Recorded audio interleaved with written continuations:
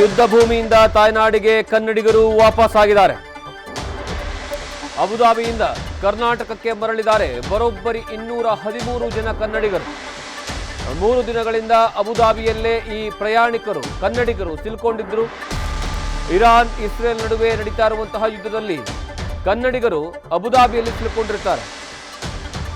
Airlines ಫ್ಲೈಟ್ನಿಂದ ಬೆಂಗಳೂರಿಗೆ ಇವತ್ತು ರಾತ್ರಿ ಮಧ್ಯರಾತ್ರಿ ಬೆಂಗಳೂರಿಗೆ ಲ್ಯಾಂಡ್ ಆಗ್ತಾರೆ ಅನ್ನುವಂತಹ ವಿಚಾರ ಗೊತ್ತಾಗ್ತಾ ಇದೆ.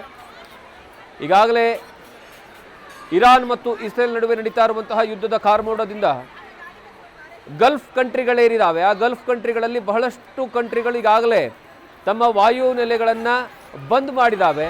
ಹಾಗಾಗಿ ನಾಗರಿಕ ವಿಮಾನ ಹಾರಾಟದಕ್ಕೆ ಯಾವುದೇ ಕಾರಣಕ್ಕೂ ಅವಕಾಶ ಕೊಟ್ಟಿರಲಿಲ್ಲ.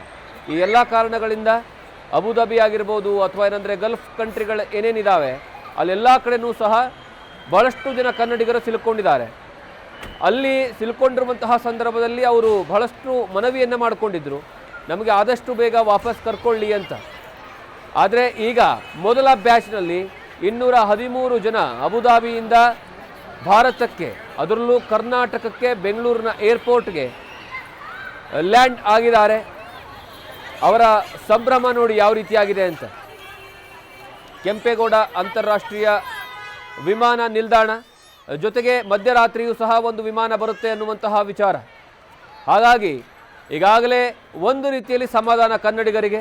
ಕಾರಣ ಏನು ಅಂದರೆ ಅಬುಧಾಬಿಯಲ್ಲಿ ಇರಾನ್ ಮೇಲೆ ದಾಳಿಯನ್ನು ಮಾಡುವಂತಹ ಕಾರಣಕ್ಕಾಗಿ ಇರಾನ್ ಅಬುಧಾಬಿ ಮೇಲೆ ದಾಳಿಯನ್ನು ಮಾಡಿತ್ತು. ಆ ಕಾರಣಕ್ಕಾಗಿ ಅಬುಧಾಬಿಯಲ್ಲೂ ಸಹ ದೊಡ್ಡ ಮಟ್ಟದಲ್ಲಿ ಆತಂಕ ಸೃಷ್ಟಿಯಾಗಿತ್ತು. ಈಗ ಕನ್ನಡಿಗರು ತಾಯ್ನಾಡಿಗೆ ಬರೋ ಮೂಲಕವಾಗಿ ಆ ಆತಂಕಕ್ಕೆ ಸ್ವಲ್ಪ ಮಟ್ಟಿಗೆ ಕನ್ನಡಿಗರಿಗೆ ರಿಲೀಫ್ ಸಿಕ್ಕಿದೆ. ನ್ಯೂಸ್ ಫಸ್ಟ್ ನಿರ್ಭೀತಿಯಿಂದ ನಿಮ್ಮ ಪರವಾಗಿ.